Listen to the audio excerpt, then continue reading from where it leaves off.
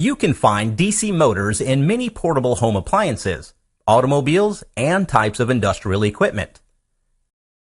In this video, we will logically understand the operation and construction of a commercial DC motor. Let's first start with the simplest DC motor possible. It looks like this. The stator provides a constant magnetic field, and the armature, which is the rotating part, is a simple coil. The armature is connected to a DC power source through a pair of commutator rings. When the current flows through the coil, an electromagnetic force is induced on it according to the Lorentz law, so the coil will start to rotate. You will notice that as the coil rotates, the commutator rings connect with the power source of opposite polarity.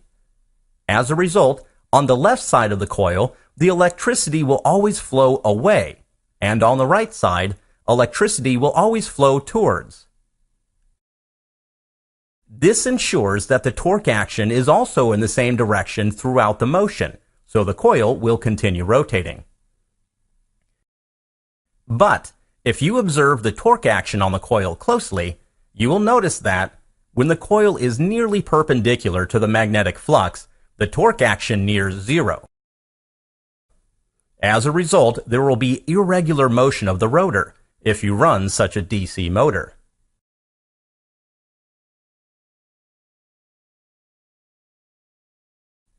Here is the trick to overcoming this problem.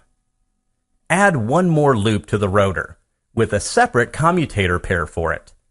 In this arrangement, when the first loop is in the vertical position, the second loop will be connected to the power source, so a motive force is always present in the system.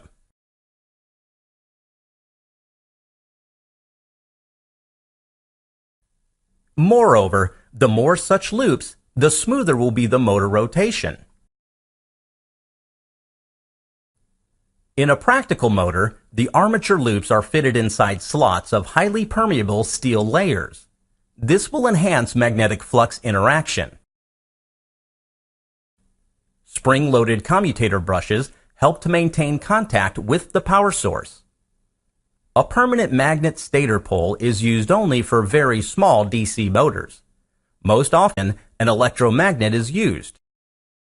The field coil of the electromagnet is powered from the same DC source. The field coils can be connected to the rotor windings in two different ways: parallel or series. The result is two different kinds of DC motor constructions: a shunt and a series motor. The series wound motor has good starting torque, but its speed drops drastically with the load. The shunt motor has a low starting torque, but it is able to run almost at a constant speed, irrespective of the load acting on the motor. Unlike the other electrical machines, DC motors exhibit a unique characteristic: the production of back EMF. A rotating loop in magnetic field will produce an EMF according to the principle of electromagnetic induction.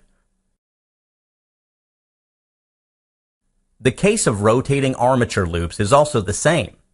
An internal EMF will be induced that opposes the applied input voltage. The back EMF reduces armature current by a large amount. Back EMF is proportional to the speed of the rotor. At the starting of the motor, back EMF is too low, thus the armature current becomes too high, leading to the burnout of the rotor. Thus, a proper starting mechanism that controls the applied input voltage is necessary in large DC motors. One of the interesting variations of the DC motor is a universal motor, which is capable to run under both AC and DC power sources. To know more about it, please check the next video. Thank you.